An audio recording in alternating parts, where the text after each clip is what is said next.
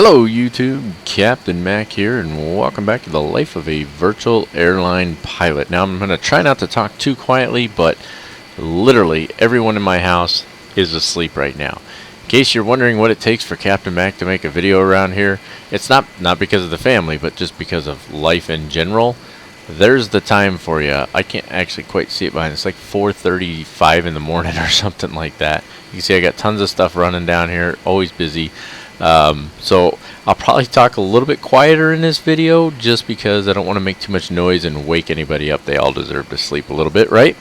Even if we're not. And let me tell you, we got to start this flight early anyway.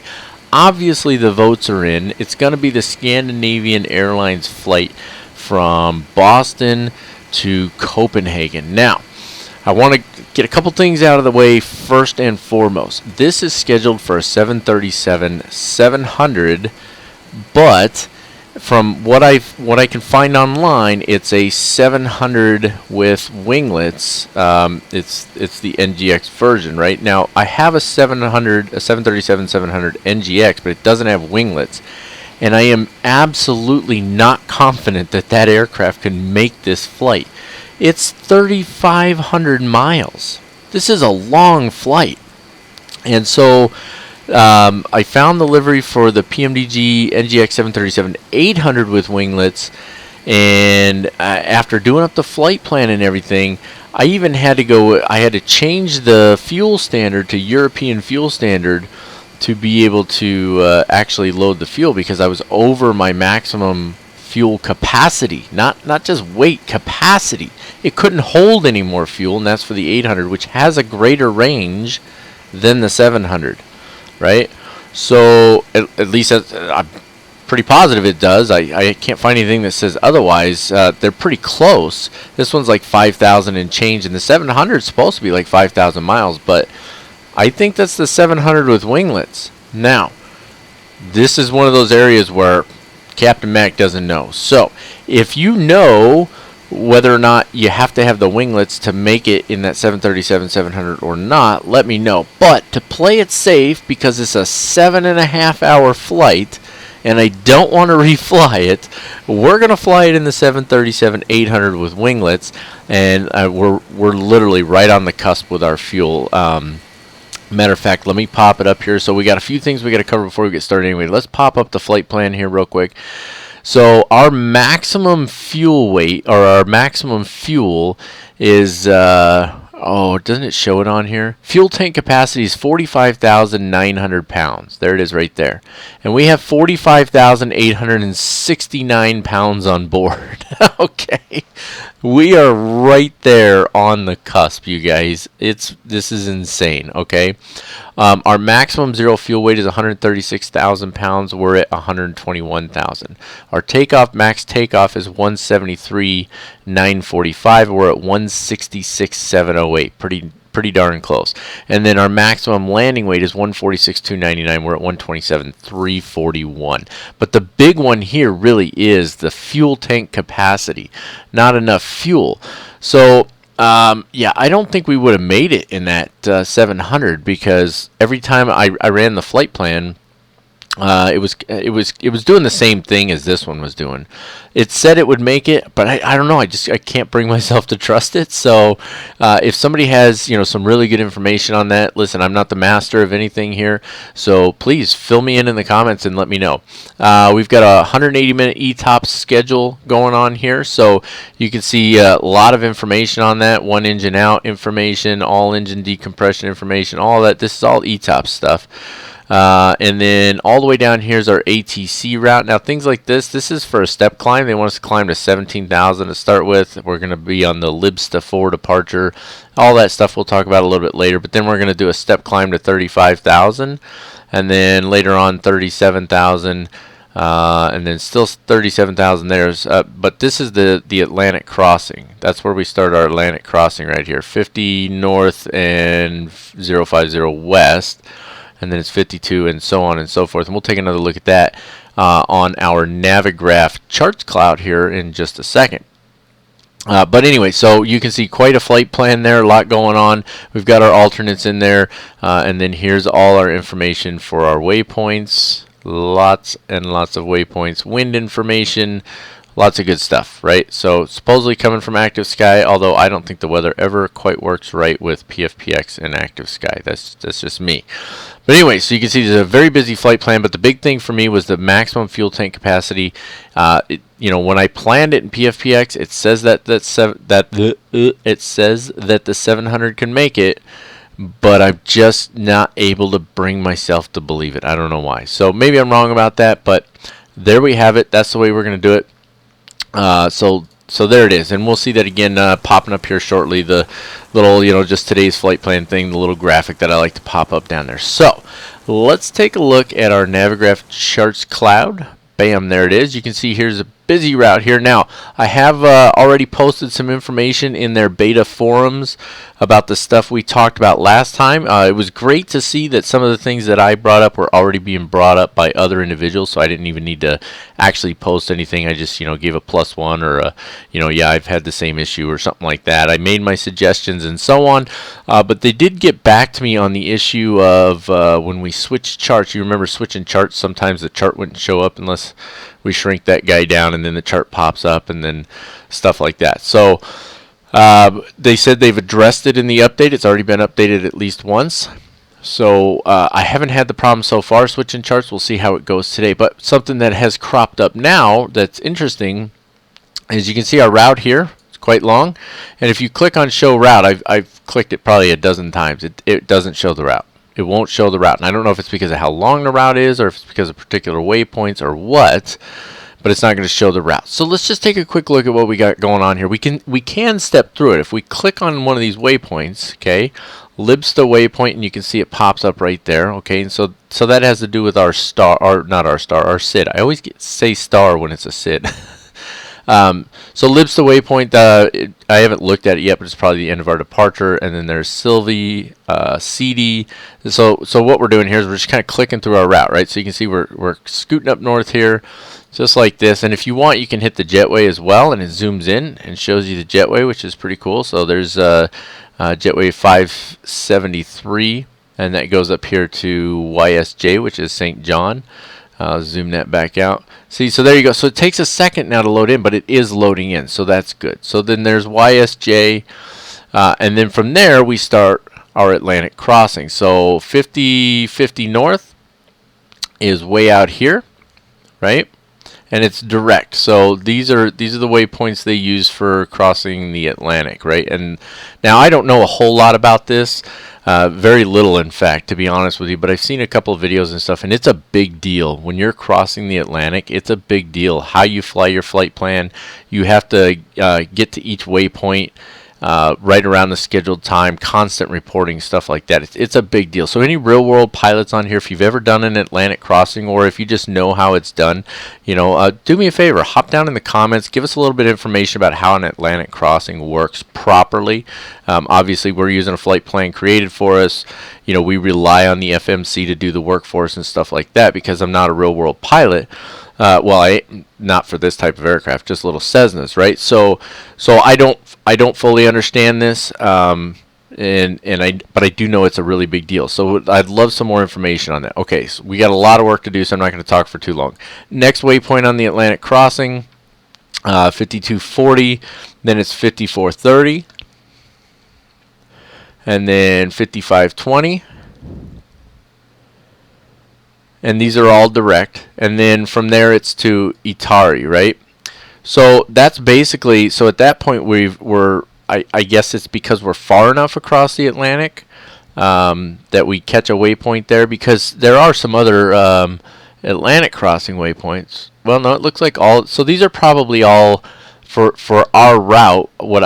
Now, again, correct me if I'm wrong, anybody please, but these would be like an exit waypoint from the Atlantic crossing, right? So Itari would be like our exit waypoint, and then on to Maglo right there, and then to Mimku, GOW, SAB, Madad, those are right next to each other, Gomot, QTEL, Surat, Gorev, this thing's trying to keep up with me now, but it's doing a pretty good job actually, Ivaki, Init, Ludus, and then T55 all the way down here to Tespi. And then from there we'll go on to our onto our star. I think I got it right this time, right? So where's our airport here? I don't actually know. Isn't that fantastic? But anyway, here we go. We're going to be in Copenhagen, right? So which airport is it, though? Well, I'll tell you what. Don't mind me. I'm a moron. But we've got all our airports listed over here because we put the flight plan in. So remember, if we go back here real quick, that was our flight up to Boston. I can delete that anytime I want. I just left it in there for now to show you that they start stacking up. So here's our flight plan, right? Click on that, and then I can edit it here. So what I did actually, for the alternates, I put in, these are our ETOPS alternates, right? So CYJT is our ETOPS airport on this side of the Atlantic, and then EGPK is our ETOPS airport on the other side of the Atlantic. So I put those in there. And then I put ESTA in there, ESTA, because that's our first alternate airport once we get across the pond, right? So we can just click save on that, and so that puts the charts. So the reason I put those in there as alternates is so that it gives me charts for them. So if I had to perform an ETOPS, or well, not perform an ETOPS. What's the right term for that? So ETOPS is extended twin engine operations, right? So it has to do with crossing large bodies of water in twin engine aircraft. That's what ETOPS stands for. But the airports, these are alternate airports in the event that you lose an engine, right? So Stephenville, CYJT, would be our go-to airport on this side. And so I probably should have kept PFPX open, but let me just zoom out here. That's probably enough. I just want to give you an idea of what that does. We've got to zoom out just a little bit more. Okay, so we're down over here, right? And then CYJT is up in here, right? And so it creates a ring around it. That is the distance we should be able to travel in the given time, which we set it at 180 minutes. So in 180 minutes on a single engine, we should be able to travel the size of that ring, right? And then the next airport, EGPK, is over here somewhere, and that ring overlaps, right? So we could choose either one if we're at that point where the rings overlap. But if we're on this side where we're still just in this ring, then we would turn back and we would have to go to CYJT. If we've crossed over and we're just in the ring on this side, then we would have to go to EGPK, and those would be our alternate airports. So by listing those as alternates, now I have the charts available should we have to go there. Now we're not going to do that. I don't even have service-based failures turned on, so there's no reason we should have an engine failure on this flight. But it was good. I wanted to show you guys that. And again, using this charts cloud, which I'm really loving, it's really easy to throw them in there, and then you've got access to the charts just like that, right? Now, I haven't actually tried going into charts here, so let's just look real quick. Do we have charts for CYJT? Yes, we do, right there. Really simple. Do we have charts for EGPK? I'm sure we do for EGPK. Yeah, so we have charts in there. And I think if there's no charts, it tells you we don't have charts available. So there you have it. I'm not going to brief any charts here, but here's our charts for Boston. Obviously, we're going to need our airport information chart. That's already down here. So you can see this is from last time I was in here. Okay, so last time I was in here, we did the wounds arrival. You remember that? Okay, and then we did the ILS runway 4 approach, and then there's our airport information. So one thing I'd like to see, and I'm going to have to try to remember to make a note of this, is to be able to individually remove these, and I don't think you can, but let's try. No, see, it doesn't let me individually remove them. So if I click on the clear button over here, it gets rid of all of them, right? Are you sure you want to clear the pin board? Okay. So now there's nothing in the pin board, but I still need my airport information chart because this is where I'm departing. So I click on it again, it puts it down in the pin board, and then I can go over to my SIDS tab, and we're going to be taking, I should have wrote it down, but you know what? I have a flight plan. There it is. Bam. And we're going to be taking the LIBSTA 4 departure. Let me put that over there where I can find it in a few minutes. So LIBSTA 4, there it is right there. So I click on that one. And now both of those are down here in my board, right? In my little pin board. So now I don't have to go to the different tabs here when I want those charts. They're down here in the pin board. I can either just click right here because it gives me the information up here, or I can expand it if I want to just get a quick view or whatever, right? Nice and easy. We don't need any of the reference charts. I don't need the Class B chart. So let's go back, and then let's look at our arrival. Okay, and this is, let's see, let's start with our star. So I like to put them in order, right? And we're going to be coming in on the TESB 1 Charlie arrival. Well, I don't see that on here, right? We get the Nylon 1G, the Nylon 2E, and 3F, Tylo 4E arrivals. That's it. So we don't actually have that arrival on here, which is a little interesting. So I'm going to actually wait till I get in flight, and then I'm going to look at those and see if one of those is still applicable to us. And if it is, then that's what we'll use and that's what we'll brief. So I don't know why they don't have those charts. Oh, I'm sorry, because I'm a moron. This is ESTA. I wonder who caught that before I did. Let's go back. It's our destination's right up here. I went down to our last alternate. Copenhagen's where we're flying into. Here we go. Now let's look at our arrivals. Ah, a lot more in there now, right? So which one was it? TESP 1C, TESP 1C. So you can see there's a bunch of them here. There's TESP 1A, B, C, 1D, E, F, and then M. Boy, there's a lot of them for that one. But ours is 1C, so that's going to be the chart we want, right? And I love that when I click on it, it doesn't automatically pop the chart up. Instead, it just puts it down in the pin board. I think that's fantastic. We don't know what approach we're going to be flying yet because we got 7.5 hours of flight time plus Captain Mac talks a lot, so it's going to be at least 9 hours, right? Good thing I don't record every last minute of the flight or you get bored out of your skull. So we can't put in an approach yet, and so I'm not going to grab my airport information chart yet either, because I like to have them in order. So once I have an idea what my approach is going to be, right, then I'll grab the approach chart, put it in there, and then I'll come over here and I'll grab my, then there's a lot of charts here. As you can see, there's taxi routings. It's probably, I think it's this one here, because all these are briefings. I don't know what the Gen Cont D is. I don't know what that's saying. You know what, let's pop one up and see. I can always clear it out real quick. Airport briefing. Parking information, docking guidance systems, use of auxiliary power unit. I don't know what that is. Is that general? It's not general conditions. I don't know what that actually stands for. So now there's something I just now thought of it. So it's down in the pin board right now, and if I just unhighlight it, it takes it out of the pin board, but not the other one. So that's actually handy. But our airport chart should be this one right here. This should give us our taxiways and all of that, right? So we'll click on that one real quick. And there we go. That's going to give us our runways, taxiways, all of that. We don't need it quite yet because I want them in order, so I'll just unhighlight it, and there we go. We're good to go. So that's the gist of it. Again, it's I don't know if that's an error. I don't know if it's just too much information for it, or if something in the update caused it to not show the route. But it's not showing the route right now.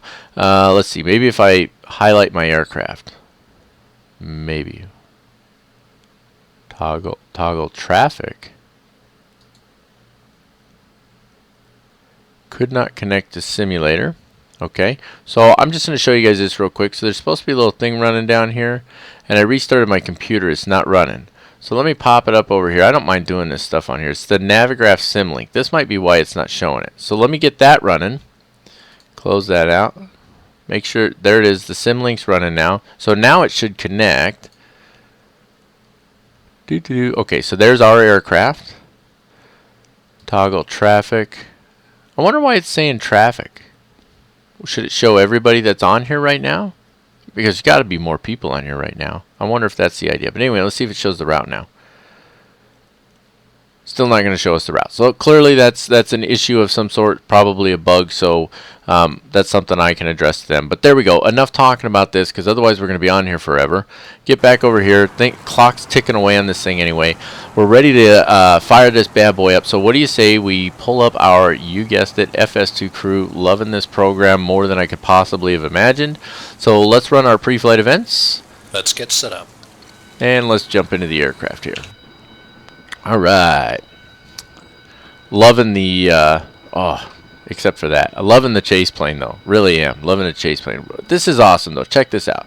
So, you see how the little hand doesn't pop up? It's because I'm in the seat, right? So, it won't let me, lower the yokes and stuff like that, right? So, you grab your chase plane real quick.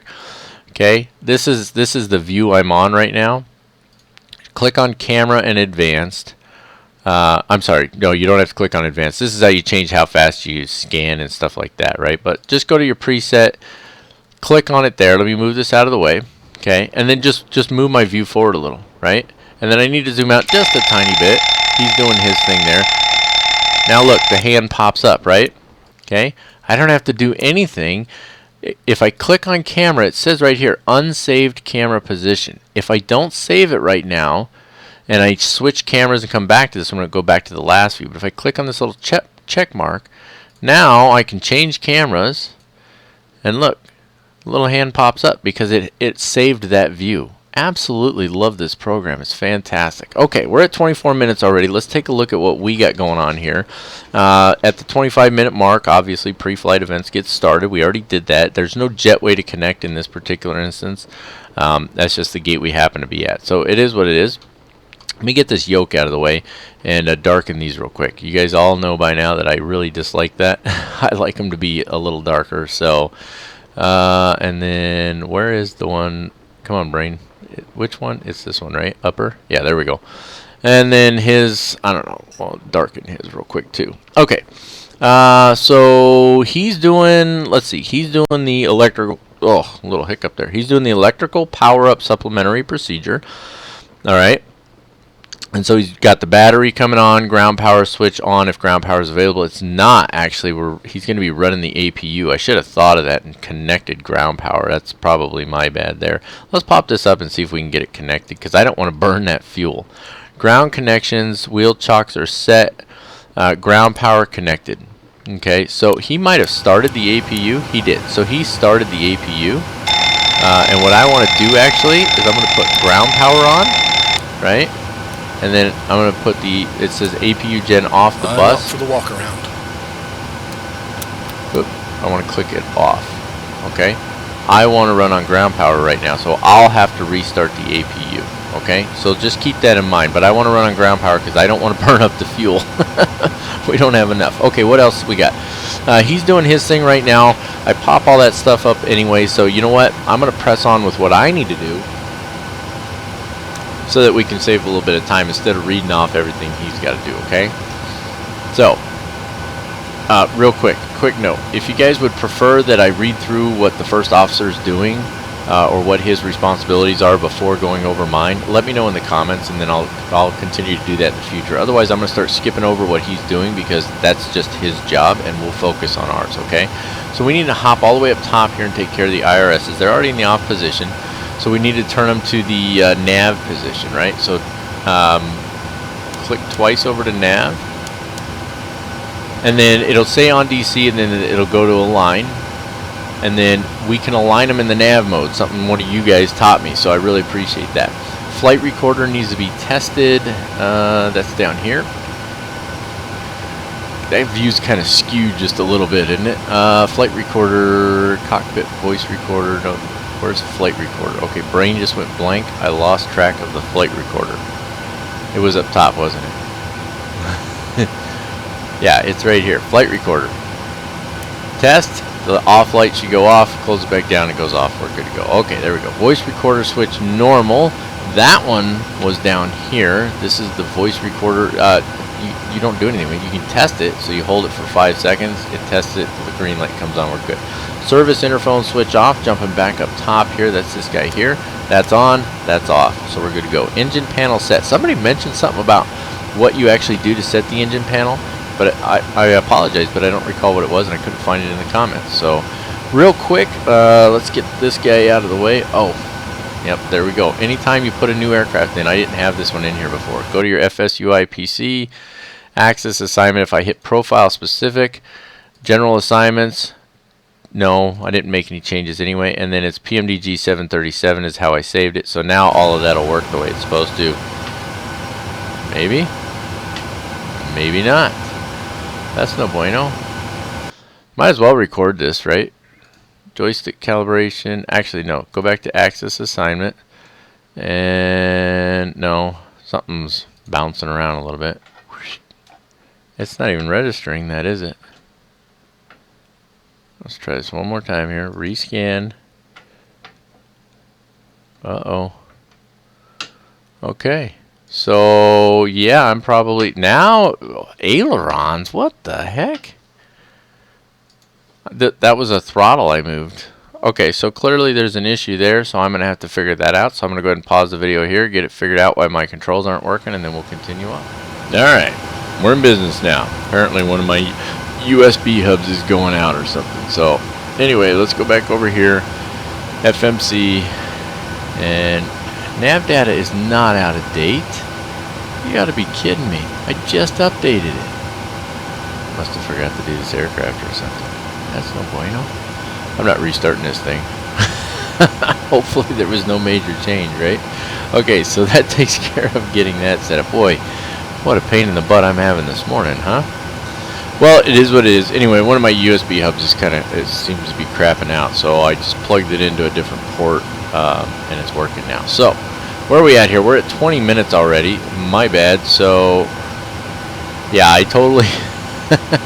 So, we're at 20 minutes, and he's already asked me, the flight attendant's already asked if boarding can begin. So, hold on a second. Go for it.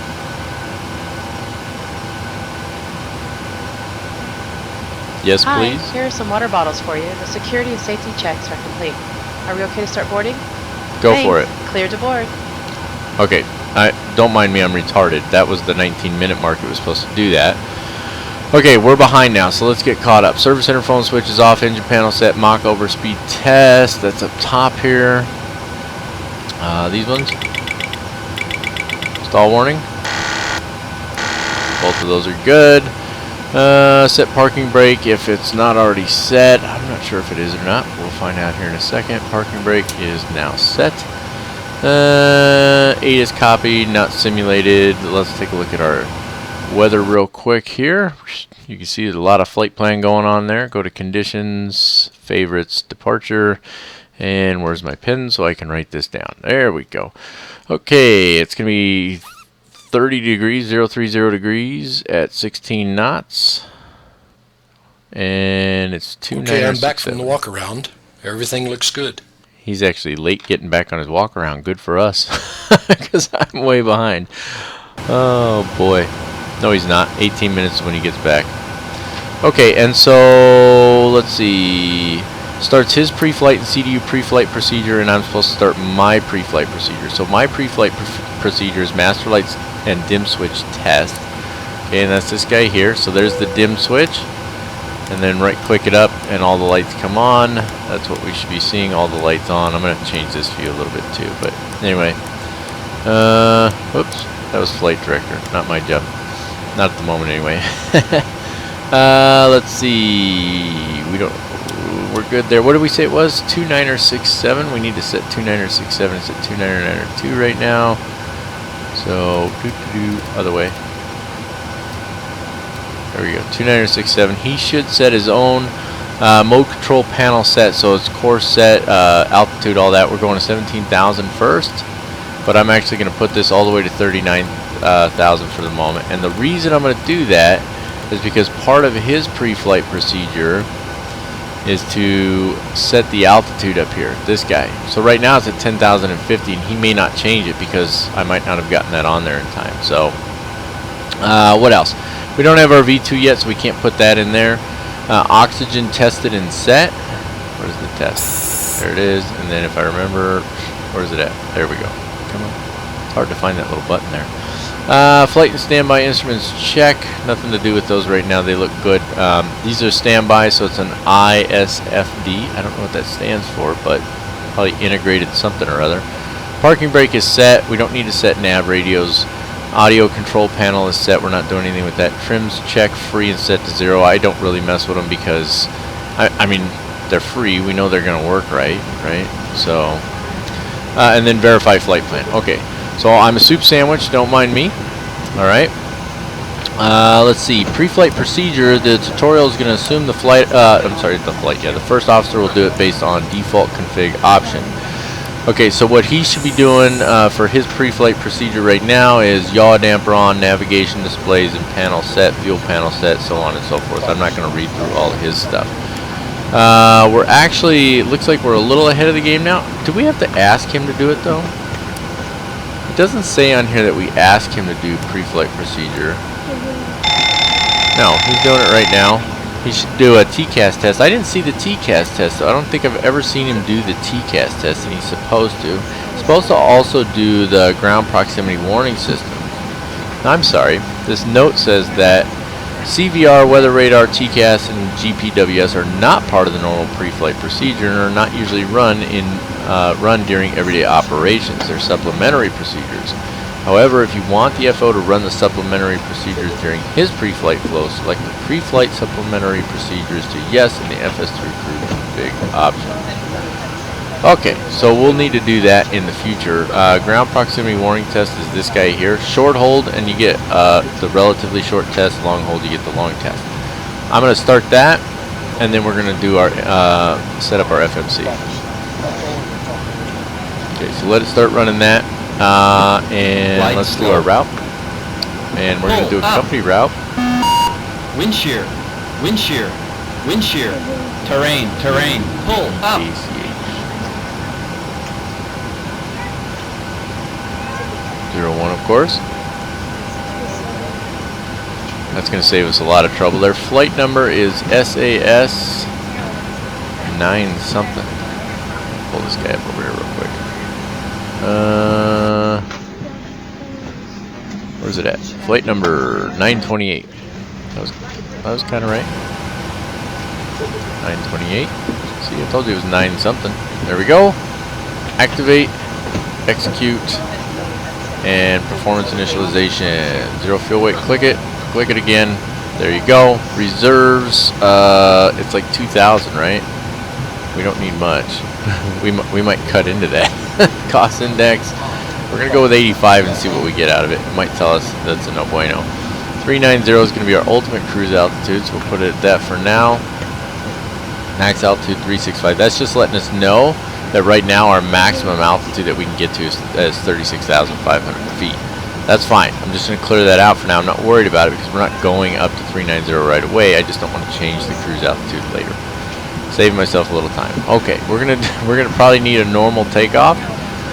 And jump over here and let's see. Flaps are going to be 5. Center of gravity. Click on it once. Click on it again, and then it gives you your trim at 6.08. So let's set that real quick. We don't actually need to hold that button down to do this anymore. 6.08. Scrolling. Almost there.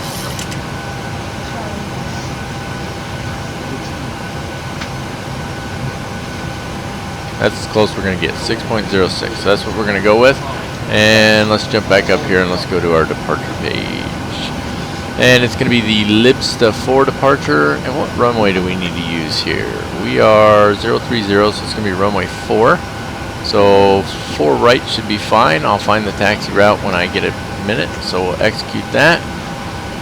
Go back to our route page and takeoff page. That's going to give us our V speeds. 1, 2, well, rotate and V2. So 148, 149, 157. Not sure what the message is right now. It's telling us there's a message. Why is it saying there's a message? But it's not showing a message. You know what? It's probably because of the maximum. Oh, come on, brain work. The maximum altitude. Page 2, we can actually put in more information here. So it's going to be a wet runway, actually. Takeoff speed is deleted. I forgot it'll do that. It's a wet runway because it is raining outside right now. We can change our acceleration height and thrust reduction height if we want. And let's see, there's not going to be a slope on the runway, of course. The wind is, let's see, what do you do? Runway, that's the heading, right? So let's go over here. Let me go to our charts real quick. And pull up our airport information chart. And runway 4 right, heading is, where are you at? I know it gives it on here somewhere. 036 degrees, right? So runway heading is 036 degrees, right? That's here, and then the wind is 030 degrees. Put both of those in there, and that's going to help with our V speeds as well. You can see our V speeds change substantially, as a matter of fact. You know, it doesn't give us a spot for the wind, though. You would think that it would want to give you the wind speed, is what I'm getting at, the wind speed, but I guess not. Outside air temperature, it says plus 8 degrees Celsius. That's probably what it's showing on here. It is. So we're just going to leave it at that. That's it's picking that up from Active Sky anyway, so we're going to go on that. And I'm just bumbling my way right on through this, aren't I? Let's go to our legs page, make sure we don't have any discontinuities. Libsta, Sylvie, CD, Eni, and then away we go. We could put in our arrival right now if we wanted to. We go departure arrival, EKCH, click on arrival, and then so the stars are over here, right? And it was the TESP-1C, so we can click on that. No transition, and we're not choosing a runway yet, right? So execute that. And then if you go back to our legs page, and we'll go backwards to make it a little quicker. You can see there's our TESP arrival there, right? Okay, so we're good to go on that as well. Click legs again, it'll take you back to the first page. And that's pretty much our setup there. Now, what are we at on time here? We're at 10 minutes. We need to run the pre-flight checklist. Let me do that. Pre-flight checklist, please. Pre-flight checklist. Oxygen. Tested 100%. Tested 100%. Navigation transfer and display switches. Normal, auto. Window heat, on. Pressurization mode selector, auto. Flight instruments. Set and checked. Parking brake. Set. Engine start levers. Cut off. Pre-flight checklist complete. Okay, so that takes care of that. Now, my V-speeds were deleted in here, right? So let's go back to route and takeoff page, and let's put in our V-speeds. There we go, 132, 149, 157. And we are absolutely full. Not menu, that's not what I needed. I want the legs page. Actually, we're probably going to want that takeoff page. Isn't that one we got to go to? Okay, so at 10 minutes, which we're already past that, 9 minutes, we got to run the departure briefing. So let's take care of that because I've got it set up, but I haven't run it yet. Here we go. Are you ready for the departure brief? Go ahead. Okay, it's going to be a standard pushback and start off from the gate. Taxi route will be assigned by ATC. It'll be a left seat takeoff, using rated thrust, planning a FAPS 5 takeoff. Leave the APU on after engine start. Anti-ice will be off. In the event of a malfunction prior to V1, I will either call reject or continue. Standard low-speed reject procedures below 80 knots. Between 80 knots and V1, I will only conduct a high-speed reject in the case of an engine fire or failure, predictive wind shear warning, or if there's any condition that makes the aircraft unable or unsafe to take into the air. I will simultaneously close the thrust levers, disconnect the auto throttle, apply maximum manual braking or verify the operation of the RTO auto brake, apply maximum reverse thrust, verifying the extension of the speed brake and bring the aircraft to a complete stop and set the parking brake. We will then run the appropriate checklist and evaluate our options. If you can monitor my actions and make the standard reject takeoff calls, including any abnormalities that you observe before advising ATC.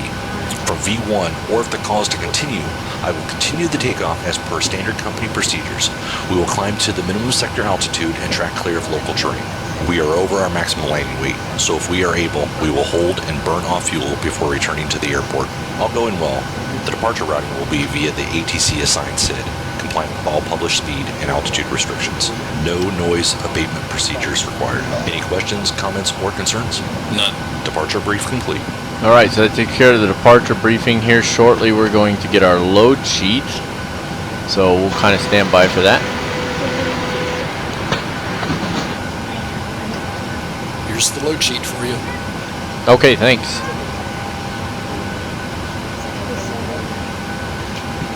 Okay, so based on the load sheet, which we already know what it says, we would review our FMC data, make sure we've got everything entered correctly there. Here in just a minute, the first officer is going to ask he should ask if we want him to start the APU. Now he may not because it didn't have ground power on from the start. So if he doesn't, then we'll start it ourselves here in just a minute. So, let me see. I think we're doing pretty good. We seem to have gotten caught back up here a little bit, so that's good at least. What else? I don't think we're missing it. Oh, we do want to set, let's see, 157 needs to be set in the MCP up here. I'm still kind of used to just doing what needs to be done without really thinking about it, right? So, like, flight director should be on, in my opinion. Auto throttle should be armed already. What else? VNAV, LNAV are usually armed at this point. So those, I would normally have Shall those. we start the APU? Go for it. Starting APU. Okay, good. So he's going to start the APU now, even though he had started it and then I turned it off. So that's really good to know, actually. So if you make that error, there you go. Let's see. We're actually at the point anywhere where we arm auto throttle, set V2 in the MCP, arm LNAV, VNAV. So I guess we're right on schedule anyway. What else needs to be done here? He's starting the APU, so we're good to go on that. You can see it's starting to spin up there. We're just about at the 5-minute mark too, so we're rolling right along. Let me see here. I want to make sure this thing is tracking where my aircraft is. There we go. It is now, so I know where we are and I know where we need to go. We're going to be using runway 4 right, so that's fantastic. She's starting her little talk there.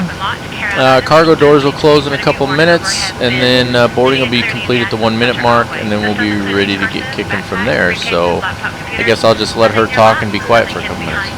All items placed beneath the seat in front of you. Electronic devices, if you can make sure that they are in the airplane mode so you're no longer sending or receiving a wireless signal.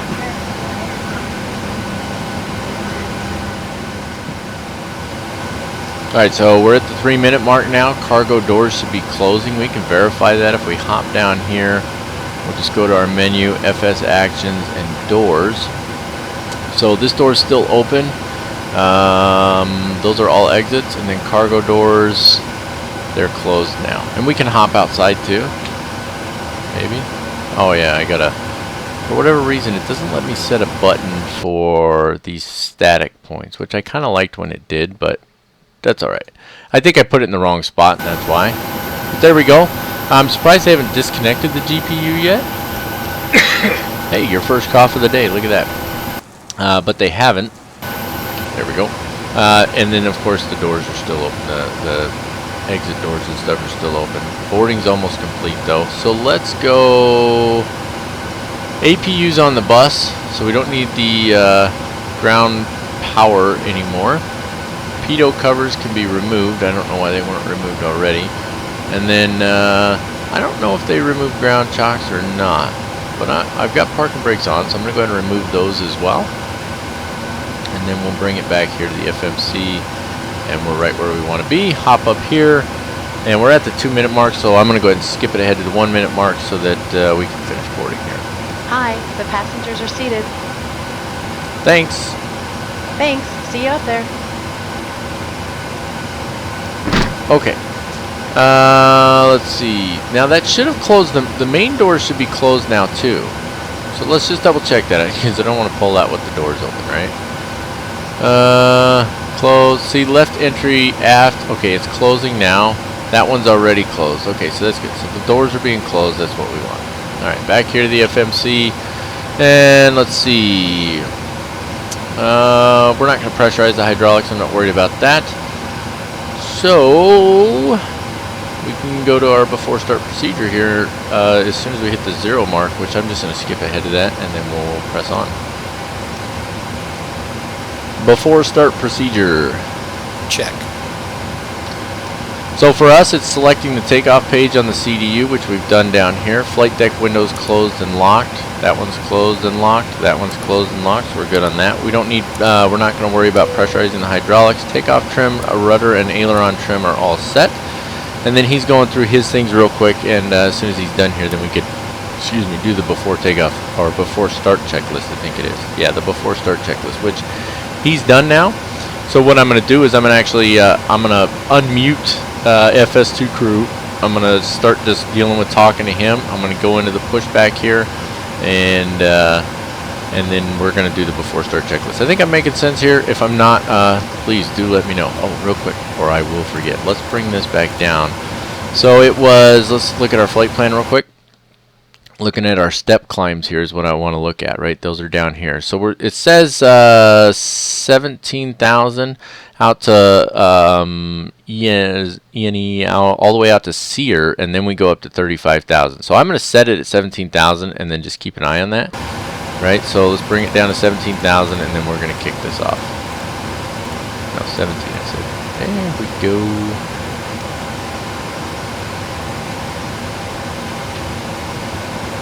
Before start checklist, please. Before start checklist. Flight deck door closed and locked. MCP. Set and checked. Takeoff speeds. Set and checked. CDU pre-flight. Completed. Rudder and aileron trim. 3 and 0. Taxi and takeoff briefing. Completed. Anti-collision light on. Before start checklist complete. Start sequence is 2 then 1. Check. Start engine 2. Starting 2. So that's a big difference between this one and the Airbus. So in the Airbus, and I guess there was a little note in there that said that the actual procedures for the Airbus require the pilot flying to start the engine. So he does the engine start on this one, but we have to introduce the fuel when we get to 25, which we're almost there. And as soon as we do that, we're going to also stop the pushback. So there's 25, introduce the fuel, and stop the pushback. Set the parking brake. Fantastic. So engine number 2 is spinning up now. And then when that's up and running, then we'll do engine 1. Let's go ahead and get the TCAS on. We can have that on right now, just not the weather radar. I did do the TCAS test. I did it while the video recording was paused. So we're good on that. Just waiting for Starter cutout. Okay, starter cutout. So the engine's stabilized now. Start engine 1. Starting 1. We now request your full attention as the flight attendants demonstrate the safety features of this aircraft. When the seatbelt sign illuminates, you must fasten your seatbelt. Insert the flat metal clip into the buckle and pull and loosen the straps and tighten it up. To release your seatbelt, lift the upper portion of the buckle. We suggest that you keep your seatbelt fastened throughout the flight as we may experience turbulence. There are several emergency exits on this aircraft, 2 forward, 2 aft, and 2 over each wing. Please take a moment to locate the exit nearest you. In some cases, the exit may be behind you. If we need to evacuate the aircraft, floor-level lighting will guide you towards the exit. Doors can be opened by moving the handle in the direction of the arrow. Each door is equipped with an inflatable slide, which may also be attached and used as a life raft. Oxygen and air pressures are always being monitored. In the event of a decompression, an oxygen mask will automatically appear in front of you. To start the flow of oxygen, pull the mask towards you. Place it firmly over your nose and mouth and secure the elastic band behind your head and breathe normally. Although the bag does not inflate, oxygen is flowing to the mask.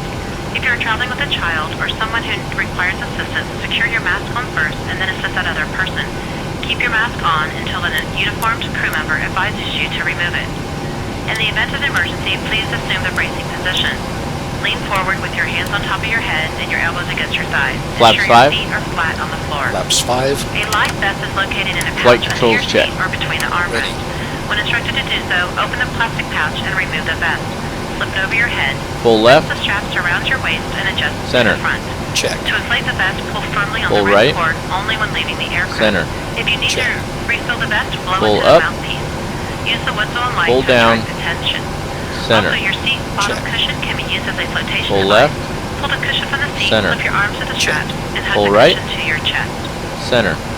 We remind you Flight that controls this is check a complete. non-smoking flight. Tampering with, disabling, or destroying the smoke detectors located in the laboratory Before is taxi prohibited checklist, by law. please.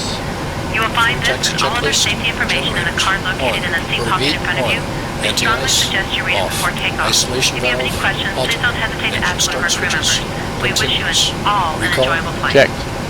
Checked. Auto brake. RTO. Engine start levers. Idle detent. Flight controls. Checked. Ground equipment. Clear. Clear. Before taxi checklist complete. Alright, obviously that takes us up to everything before taxi. I need to get my track IR on as always, and then I want to take a look at my taxi route so that I know what I'm going to be briefing and where I'm going and all that stuff. So I'm going to pause the video here for a second, and then we'll come back. It'll take just a second for you guys, and we'll be ready to rock and roll. Alright, and just like that, I got everything ready to rock and roll. Let's see. We should have taxi lights on and everything, right? Did they take care of that? Yep, taxi lights are on. We're all good to go. So the only thing to do as we start taxi out is tell him clear left, and then we'll get rocking and rolling. Track IR is coming on here. Little jump. There it is. Well, that was a big jump there, actually. Alright. Boy, I tell you what, it feels like I'm just zoomed way out, doesn't it? Alright. Clear left. Clear right. Let's get those spoilers down. Bring in just a wee bit of power here to get her started. She's going to be heavy.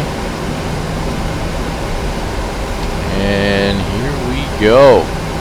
Longest flight we've ever done on the life of a virtual airline pilot. Getting ready to get underway Okay, right now. thanks. Captain, the cabin is secure. Okay, thanks. We got a long one here, folks. 7.5 hours. This is going to be pretty wild.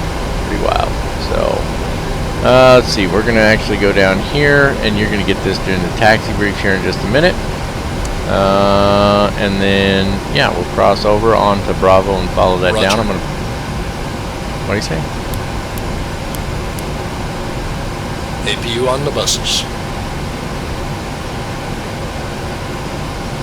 Turn off the APU. APU going off. What the heck?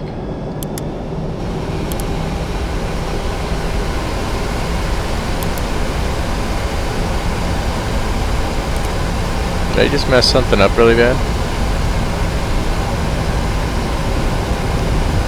See, if you forget to mute it, that's what'll happen, right?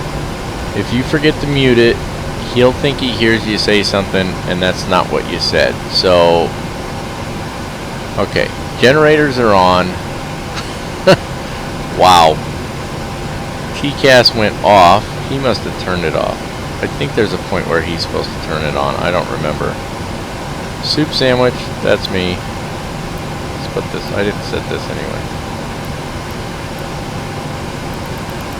There we go. Okay, well, let's try this one more time now. I've got him muted, so that's good. What does that say? Display source? Altitudes disagree? What is going on here? Display source, what does he got? He's got 2992 still? But we're actually at 2967. Okay, altitudes don't disagree anymore, but what does it mean by display source? Did I do something wrong? Are these supposed to be lit up? No. We're on the generators. What does it mean by display source? Oh, that's gone now too. Well, I'm losing my stinking mind here. Alright, enough is enough. Don't mind me. I'm just making a mess out of everything.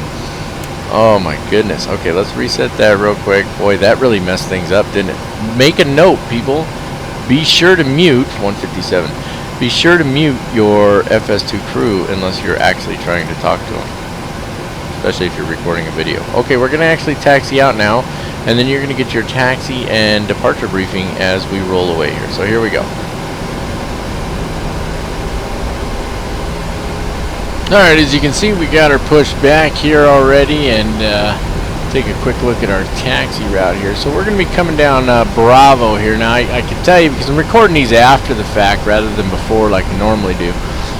It's listed as Bravo on here, but it's not Bravo all the way down and around, and I don't remember off the top of my head what it is because it's been a little while since I did it. Well, it's been like 10 hours since I started this flight, right? So, anyway, but we're going to follow... Come on, brain. Now my brain doesn't want to function. See, I'm tired. We're going to follow Bravo all the way down and around, all the way out here, and we're going to be using runway 4 right. Now, let's take a look at our departure route. So as you can see here, first of all, this chart doesn't support moving maps, or at least it says it doesn't. Not really sure why, but a little bit crazy going on here, right?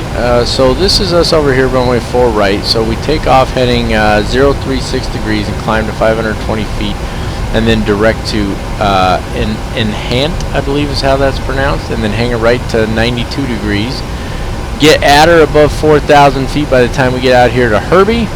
Bang a left to 060 degrees out to Stacy, 049 degrees from there out to Sean, and then out to Lipsta from there. Pretty straightforward, and the narrative kind of goes over that as well. So here on runway 4 right, it says climb heading 036 to 520 feet, then direct in the Hand.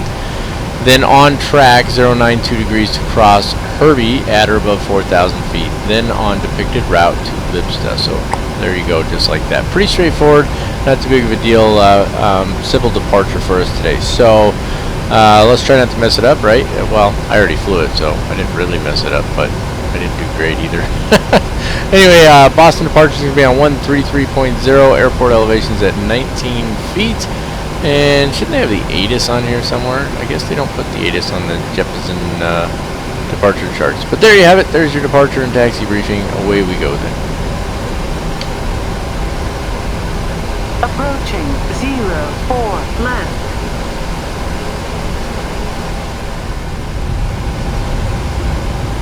before takeoff checklist, please. Before takeoff checklist. Flaps. Flaps 5, green light. Stabilizer trim. 6.0 units. Before takeoff checklist complete.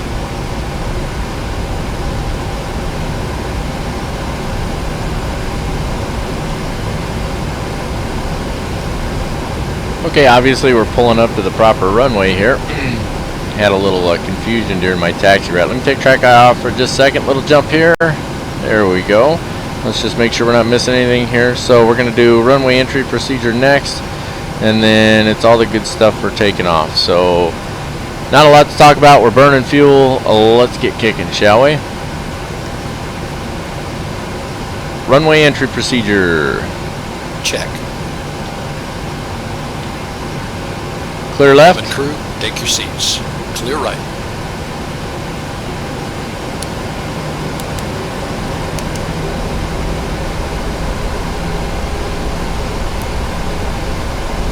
Ready to go.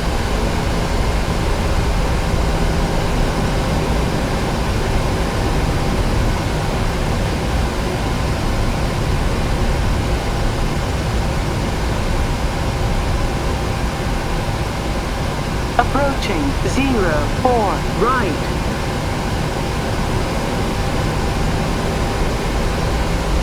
On runway 04 right. Takeoff. Check.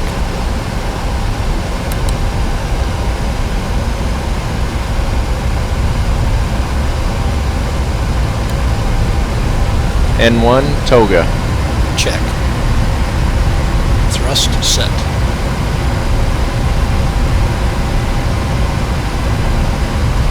knots. Check.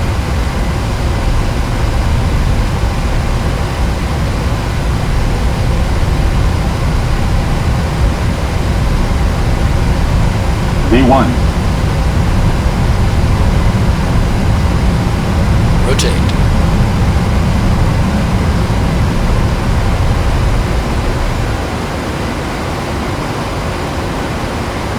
Positive rate. Gear up.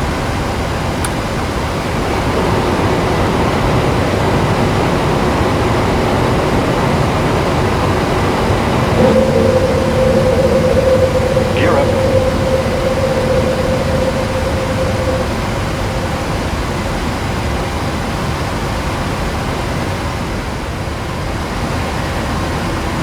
I don't know why the auto throttle's not changing the speed here.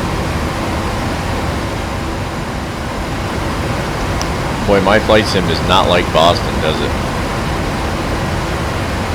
Okay, now we're getting somewhere here. Let me turn track IR off. Little jump here. Flaps 1. Flaps 1.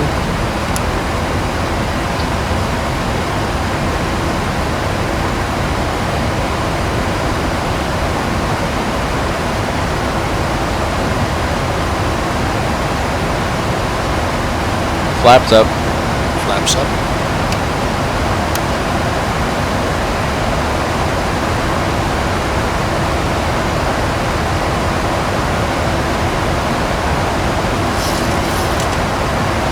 No idea why the aircraft did that. After takeoff checklist, please. Stand by.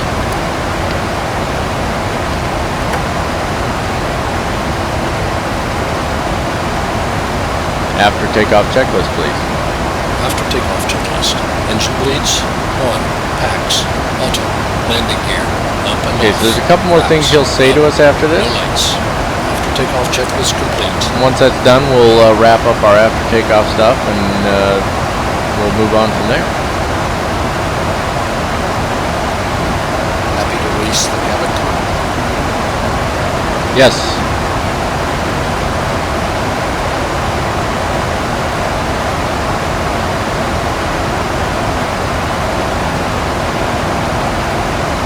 Go for it. Okay. I don't know why you didn't hear me the first time.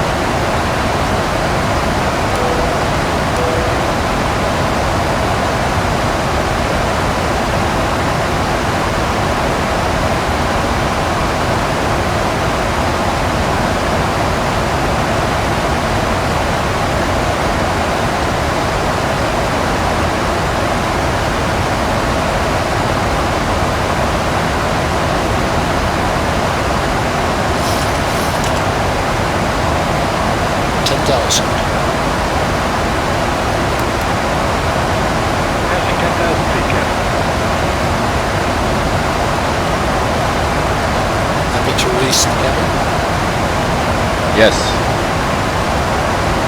Go for it. Okay. He doesn't seem to like it very much when I say yes, does he? He always responds better when I say go for it for some reason. Okay, so here's the deal. We're into our climb now. A couple little bumps along the way there. My bad. It's early in the morning, people. Give me a break, right? Anyway, we're into our climb now, working our way up to cruise altitude. Nothing really to worry about there. Won't be really anything to talk about until we're ready to start setting up for the descent. So all of that being said, long flight underway here. A long way to go for me. For you guys, it's going to be a couple of minutes. A little bit of cinematic climb music here, and then you're going to be prepping for the descent with me. So I'm going to sit here and suck it up for this long haul. In the meantime, it is time for you guys to enjoy some of that obligatory elevator music.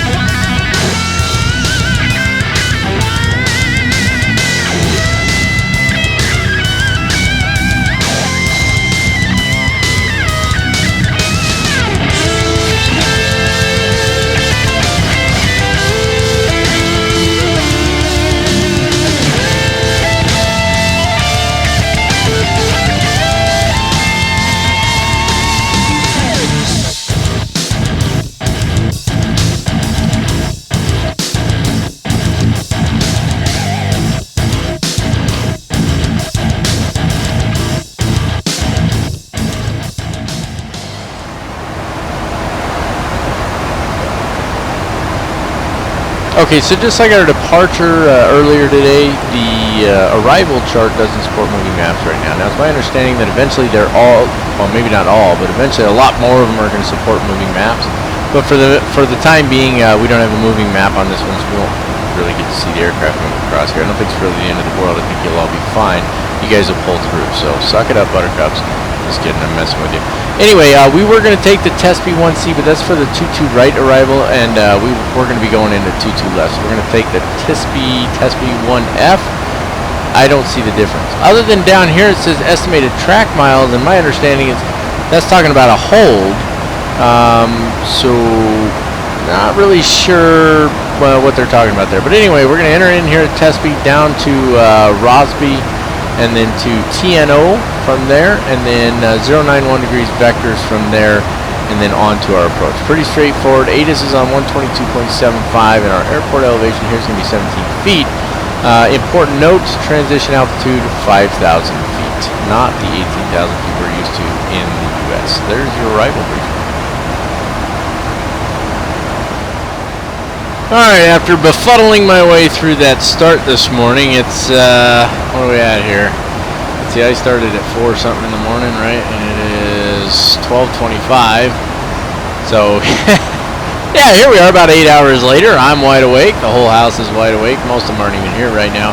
And we're getting closer. Now, we're still about 250 miles from our top of descent, but what I'm going to do is I'm going to go through some of that pre-descent stuff, try and redeem myself, because whatever it was I said that made him change crap as we were tacting out was actually, as I thought about it a little later, it really bummed me out, because I was like right in that point where it was gonna be like a defining moment for Captain Mac, right? Like, here we go, longest flight ever, Captain Mac crossing the pond, but no! FS2Crew first officer's got to come in and screw up my game. Noted. But anyway, not mad at him for it. We got over it. We stepped in the back. We duked it out. He lost, I won, so he's going to behave from now on. That being said, we got a few. We actually got quite a few things we got to take care of. So I just want to go ahead and knock those out. Then I'm going to leave some space in here to brief the approach plate and all that good stuff.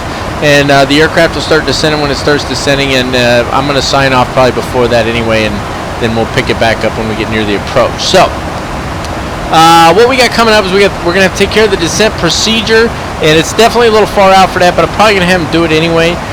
So, first things first, you grab your secondary panel here, and we'll put it back on the previous page, and you need to actually put in the numbers for these 3 items right here. So, your final approach picks altitude, which we've got that. I'll show that to you here. Well, you'll see it when we do the approach brief, the approach plate brief. See, this is where this gets a little difficult, because this is an approach brief, but we're actually going to brief the approach plate as well. So, yeah, good times. Way to go, FS2Crew. You should have watched the Captain Mac videos first, and then, you know, sort of worked around what I do, and instead of calling this approach brief, we could have called it like the approach pre-brief or something like that, right? But that's okay. I don't hold it against you. Anyway, so you put in your final approach fix, your minimums. We're going to be using the barrel. The weather's not bad enough to require radio. It's going to be Cat 1. And then the missed approach altitude. And then other things as well. So let's pop up our weather here real quick. Everything's going to go quiet. Of course, it's cloudy, but no precipitation. It's not raining, so we don't need to worry about a wet runway. We've got great visibility, 10-plus statute miles.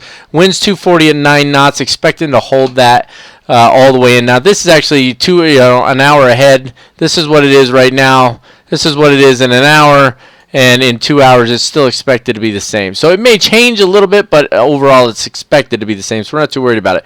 3009 on the altimeter. So we're going to put in there, so the runway condition being dry, we can leave that, but you know, just a click button, right? It's contaminated, dry, wet, whatever.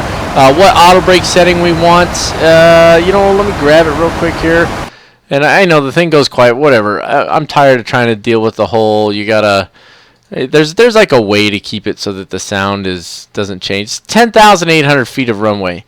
That's what I want to look at over here. 10,000, is it? Yeah. Yep, 10,800 feet of runway. More than enough, so auto brake 2 is going to work just fine for us. What else we got here? Landing flap's going to be 30. It is going to be an ILS approach coming off of the star. This is just, so what I'm getting at here, I'm not trying to actually brief it. I'm just going through. So look at these things and determine, do I need to change it? So are we coming in on vectors? Are we coming in on tracking? Are we coming in on a star? What are we doing? Is it going to be an ILS? What's our landing flap going to be? Do we want the bleeds on, off, so on and so forth, right? And then go to the next page. So after landing procedures, when I want him to power up the APU, there are some concerns for wind shear, just because of the location of this airport. So I put that in there, and then it is our final sector. So in other words, we're not going to be doing another flight after this one because I got other things to do today. So you get all that set up. You saw where it says play brief. We're going to play that in a few minutes. But before we do that, we want to tell him to start getting set up for the descent, because there's a few things that got to happen first. Let's tell him that real quick. Let's start setting up for the descent.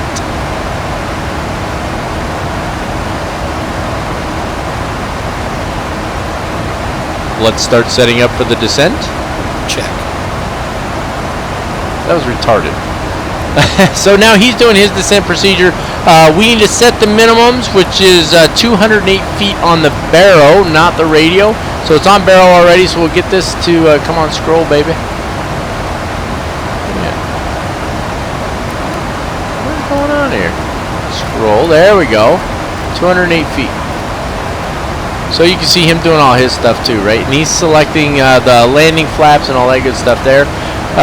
Let's see. Set decision altitude height. We just did that. Select approach back course on standby IFSD. That's this guy right here. So this is approach, and we're gonna have to zoom in over there because I can't see that well. And then isn't there a back course, or do you hit it twice? Approach back course.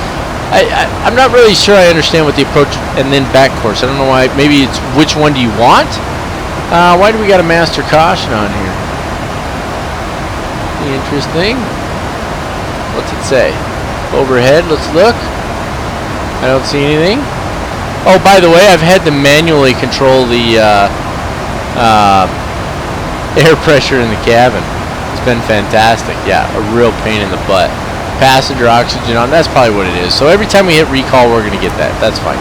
Don't worry about it. So what happened was, you remember when we were kicking it off, I said I changed the altitude, the cruise altitude on here. I put it all the way up to 390 because I wanted him to change this up here, right? Well, he didn't change it, and I didn't change it. And so as soon as we crossed over a certain point, the auto pressurization stopped working. And I ended up having to manually pressurize, and I didn't do a very good job either, by the way. We did all right, but not very good. So anybody who knows how the pressurization should work, oh, come on. Really? Away from keyboard when I'm doing 5,000 things? That's the one thing that bugs me about the away from keyboard check. I don't have a problem with it in general, but I swear I can be away from the keyboard. I can go fire up the grill, cook some burgers, eat, do the dishes, take a nap, come back in here, and the away from keyboard will never pop up. And then I'm in here, and I'm doing 500 different things on here. I'm busy, I'm clicking buttons and switches and all that, and the AFK pops up. It's like, really? Right now? Anyway, so manually dealing with the pressurization. So if you know how the pressurization should look, you're going to know that that's incorrect. It's not. I didn't get it quite right, but there's no real people back there, so I'm not too worried about it. Okay, what else? Verify or set the transition level on the FMC's descent forecast page. That's a good question. What is the transition level? Let me look at a chart here real quick. So this is, again, really cool. So I just grab my Navigraph charts, right? I can grab any one of these, but let's grab our, let's see, what am I looking at here? Yeah, let's grab our arrival. This should tell us transition level, right? Where's transition level? There it is. Transition altitude 5,000. Oh, for crying out loud. There's a hiccup there. It's hard to talk and hiccup. It doesn't work very well. 5,000 feet is our transition altitude, right? So if we hop down here and you go to the descent forecast page, so click on descent and then see it says forecast. Click on that and then see transition level. We've got it at 18,000, but it's not 18,000. It's 5,000. 2 and 3. That's 5,000. Click right there. Now our transition level has been changed, and the computer as well as FS2Crew will note that change and act accordingly. So that's fantastic. There's a lot of really low transition levels over here in Europe. It's kind of interesting. I wonder why that is, actually. And they're all different, whereas in the United States it's just one all the way across the board. And then it says perform the approach briefing. So what we're going to do here, because we're still quite a ways out, I wanted to actually be on this page. Yeah, we're still 195 miles from top of descent. So here's what I'm doing. I'm going to play this briefing here, right? Leave it back over there, though. I'm going to play this briefing, and then I'm going to leave space here to cover the approach plate briefing that I normally do. Everybody tracking on that? Okay, so here we go. Get ready for the approach briefing. Are you ready for the approach briefing? Okay. The arrival routing will be via the ATC assigned star, complying with all published speed and altitude restrictions. For an ILS approach, planning a flaps 30 landing, VREP is 142. Final approach fixed altitude is 3000 feet. Decision altitude is 208 feet. Missed approach altitude is 3000 feet. Taxi route in will be assigned by ATC. We'll be arriving at a gate. Wind shear has been reported. We will execute the wind shear escape maneuver if required. Descent speeds and navigation radios are set. Airport motives have been reviewed. Any questions, comments, or concerns? None. Approach brief complete. Alright, so obviously it takes care of their approach briefing. As always, we're going to go ahead and close that out now. We don't need it anymore. That's fantastic. And now we're going to leave space here. Well, I'm leaving space. I'm just going to let this play on. And then you guys are going to see the approach plate briefing here in just a second. And then I don't know if that'll take us up to descent or not, but it won't really matter because the next thing you're going to see is when we're actually getting close to approach. So there we go. I'm going to shut up and then actually talk again, but on a different little recording. You guys figured out what's going on yet? I'm confused. Alright, taking a look at our approach brief here, you can just see the aircraft coming onto the chart. This one obviously does support moving charts, which is fantastic. It's going to be the ILS DME runway 22 left approach today. Now, obviously, the aircraft is flying on there because I'm doing this after the fact, so the flight's already been done at this point. But anyway, taking a look here, we've got our ATOS on 122.750. Arrival on 118.45, approach on 119.8, final approach on 120.2, tower on 118.1, apron on 121.625, localizers 109.5, final approach course 219 degrees. Glide slope is at 5 miles from OXS, which is the ILS designator or whatever. It's at 1,600 feet. That's where we should intercept the glide slope, but we'll talk about that here in just a second.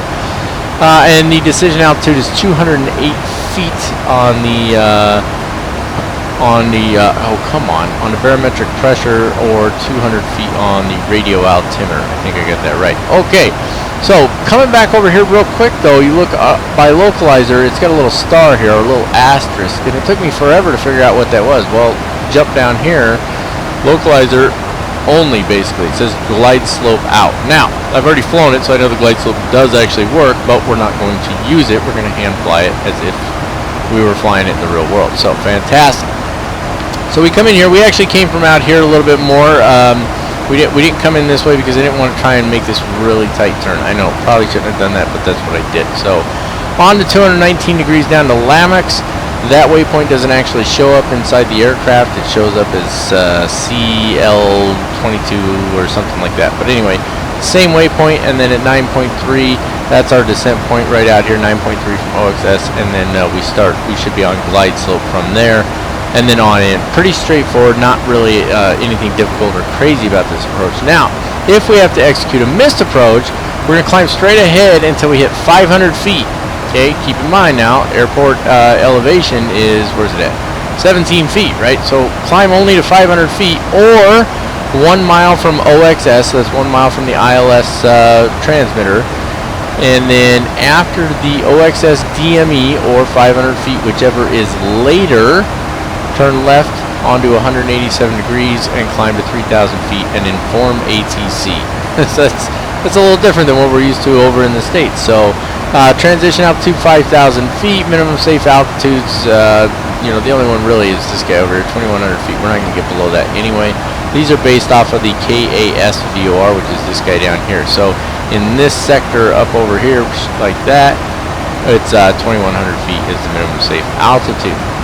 Taking a look at our runway, PAPI lights on the left-hand side of the runway, lots of lights on there. I'm going to have to look this up. At some point I probably will, or somebody just tell me what these are. I know what they are. They designate the type of approach lights that are available to you, or not available, but what you should see.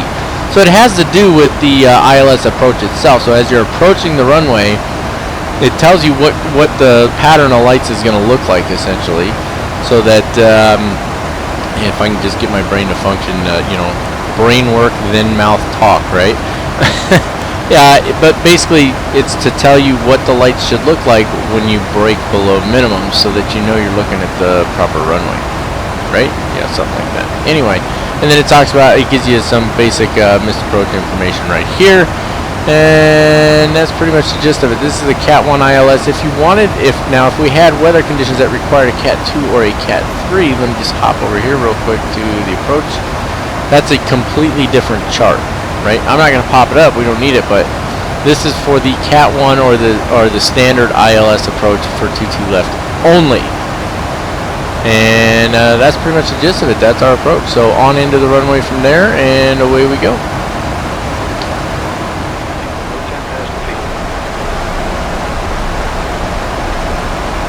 Alright, we've already taken care of our descent checklist. I did it while I was on the descent. The VNAV somehow got turned off, and so I had to do a little circle up there to get back on descent path. It took a little time too. For some reason I keep getting these little freezes, and I can only assume it probably has something to do with my charts cloud going over here, because I can't think of anything else that would make sense. So I'm just kind of taking a last minute to look at my charts cloud over here, because I'm about to close it out, because I'm running it on Google Chrome, and anybody who runs Google Chrome knows that's a lot of resource being used up there. So even though I have 1.2 gigs of VAS, for some reason it's having a rough time. So I'm about to turn this thing off over here. Let's not forget that the glide slope is not functional on this approach. So yeah, but that's all right, because we've got good weather and everything. So we're just gonna have to pay. Oh, hiccups now. It's no longer coughing. It's now hiccups. We're just gonna have to pay attention. Now you'll also notice that because of our arrival, I put in a few extra waypoints here. So I've got 1, 2, 3, 4 of them. That was to help us circle around, just to get lined up for the approach a little bit better. So anyway, I'm not going to talk my brains out here. We're going to be doing an approach checklist here pretty soon, and then we'll be transitioning into all the landing stuff and whatnot. So I'm going to just do like I normally do. When I have something to say, I'll say it, and when I'm talking with the FS2Crew guy here, or when the crew's talking or anything like that, that'll be on here. But everything else, I'm gonna edit it out, so you'll see some little jumps here as we get up closer until we get on to final approach there. All right, that's what we're gonna do. Approach checklist, please. Altimeters. 3010 set. 3010 set. Approach checklist complete. Pretty simple approach checklist, isn't it? Good times. All right, guys, away we go.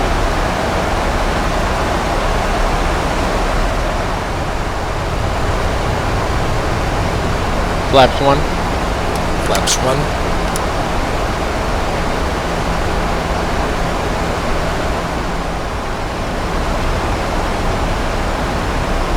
Flaps 2. Flaps 2.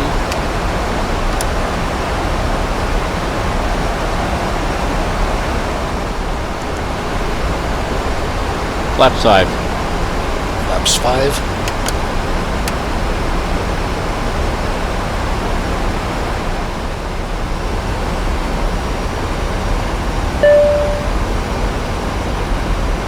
Flight deck.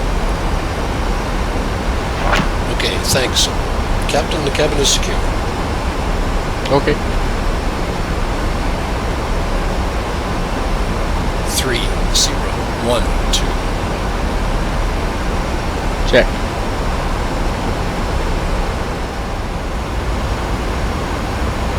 Localizer alive. Check.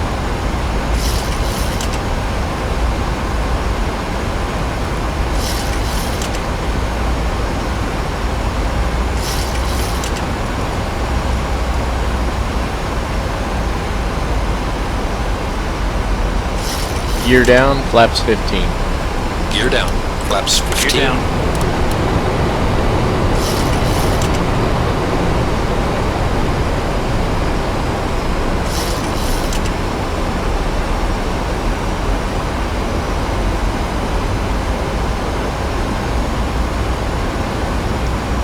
I'm wondering if the glide slope will work, even though technically it's out.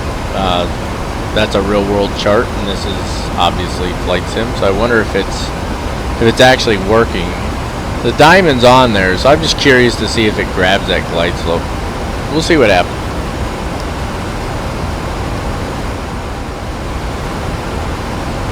Glide slope alive. Check.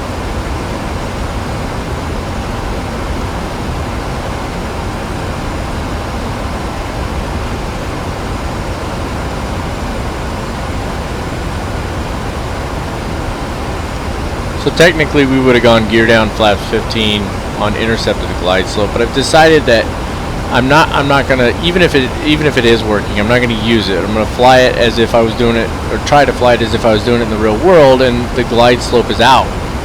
So if the glide slope's out, I can't fly it in the real world, which means, guess what? We're gonna have to friggin' fly it by hand, which is fine. That's the way we want to do this. So we're not gonna actually intercept the glide slope, but I'm hoping that it'll move here for me. But if it doesn't, it doesn't. It's not that big of a deal. We'll just see where we end up here. Let's just see where we end up. So we're coming up on Lamix here shortly. Let me zoom this down just a little bit. I know it's really hard to see that. Why is it not? There we go. So let's see. This is supposed to be Lamix, but it's listed as, what is it listed as? CI 22 left. And so that's really where we're supposed to intercept the glide slope. And you can see that it's coming in here, right? So it's probably going to intercept it. So I'm going to go ahead and kick the autopilot off now. So we have control of the aircraft. Flaps 30. Oh, I got to unmute him. Flaps 30. Flaps 30.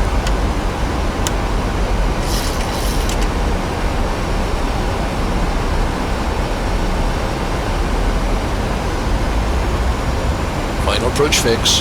Height checked. Missed approach altitude is not set. Set missed approach altitude.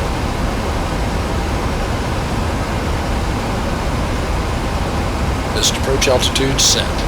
Landing checklist, please. Landing checklist. Engine start switches. Continuous. Speed brake. Armed. Landing gear.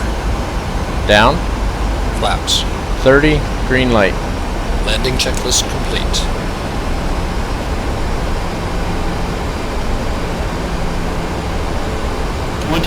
Cabin crew, take your seats.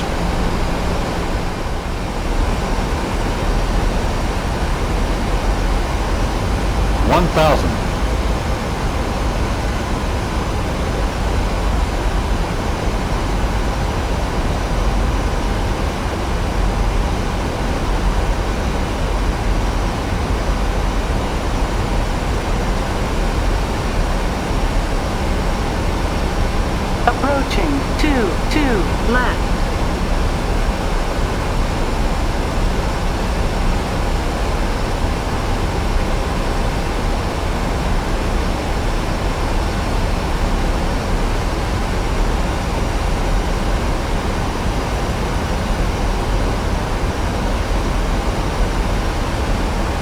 .500 feet. Stable. Landing. Check.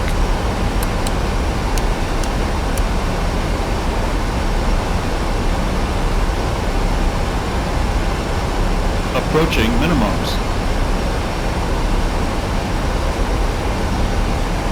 Minimums. Ground visible. Check. 100. Continue. Check. Threshold. 50. 30. 20. 10. Little float. Speed brake up. Reversers normal.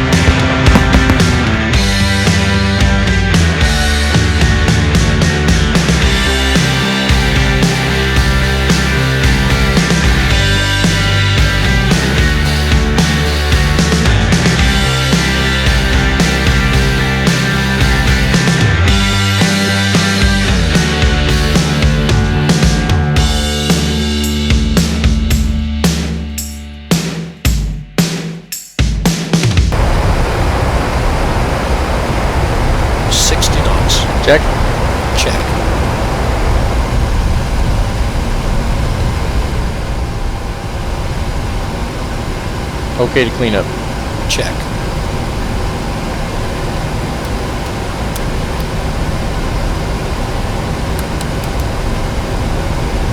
Ladies and gentlemen, for your safety and comfort, please remain seated with your seatbelt fastened until the captain turns off the silent seatbelt sign. This will indicate that we have parked at the gate and that it's safe for you to move about. Please check around your seat for any personal belongings you may have brought on board with you, and please use caution when opening things overhead bins, as heavy articles may have shifted during flight. We remind you to please wait until you are inside the terminal to use any electronic devices and smoke in the designated area. Start the APU. We'd like to thank you Start for the joining us APU. on this trip, and we look forward to seeing you on board again in the near future. Hope you have a nice day. All right, not too bad, huh? It was a hand-flown approach. I think I did all right on that one. The glide slope was definitely working. I'm certain of that, but I'm actually really glad we decided not to use it. This was a bit of a rough start on this one, but what are you gonna do, right? But anyway, we got everything good to go. Let's see. I think there's isn't there an after landing checklist? No, it's just okay to clean up. So we got that taken care of. So I'm gonna go ahead and taxi it in here. Once we get ourselves a parking space, we'll go ahead and take care of the next checklist, and then we'll press on from there. Wrap this one up, call it done, and dust it. In case you didn't notice, I did in fact pull my charts back up. I wanted to have that chart on there for the final approach and then for the taxi in. Still getting a few chops. I don't really know what that's all about, so maybe I just need to do some cleanup work on my FSX here. Maybe clean out some unused aircraft or something like that. I don't know. We'll have to take a look at it. I'll talk to my man Eric. He knows what's up. He always knows what the problem is. Confirm clear to cross runway 30. Oh, we gotta unmute it. 1, 2. Confirm clear to cross runway 30. Affirm. Cleared to cross. Clear left. Clear right. 3 minutes. Check.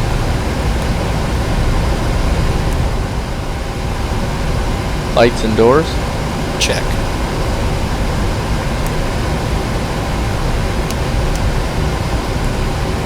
Cabin crew, disarm doors and cross-check. Doors disarmed. APU on the bus. Check. Alright, here we are. We got ourselves a parking space. Let's go ahead and figure out what we got to do next here. We already took care of the lights and all that. I got stuff flickering. I got choppiness going on all over the place. Absolutely ridiculous. So we need to go into our shutdown procedure here. He already took care of APU. What I need to do is APU's on the bus. So let's go ahead and shut the engines down, 1 and 2. That should get him doing his thing over there. Seatbelt sign should come off. All of that good stuff. He should be taking care of all of that right now. Boy, I don't know what's going on with my scenery, but it's absolutely ridiculous. Driving me nuts. Let's see. I guess he's already completed the shutdown procedure. Let's see. Flight director's off. Nope, they're on right now. Let's give him a minute to go through that. He's doing it right now. And then when he's done with that, we'll take care of the shutdown checklist. I had to make sure I muted it before I said that. Otherwise, he'd just roll right into the shutdown checklist.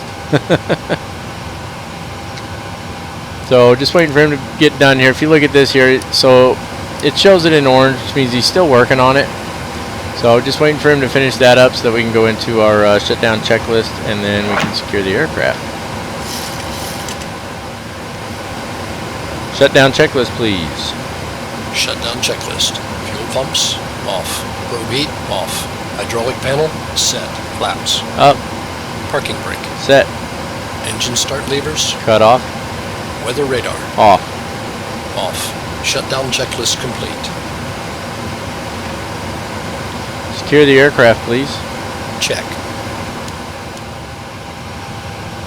And last but not least, secure checklist, please. Secure checklist, please.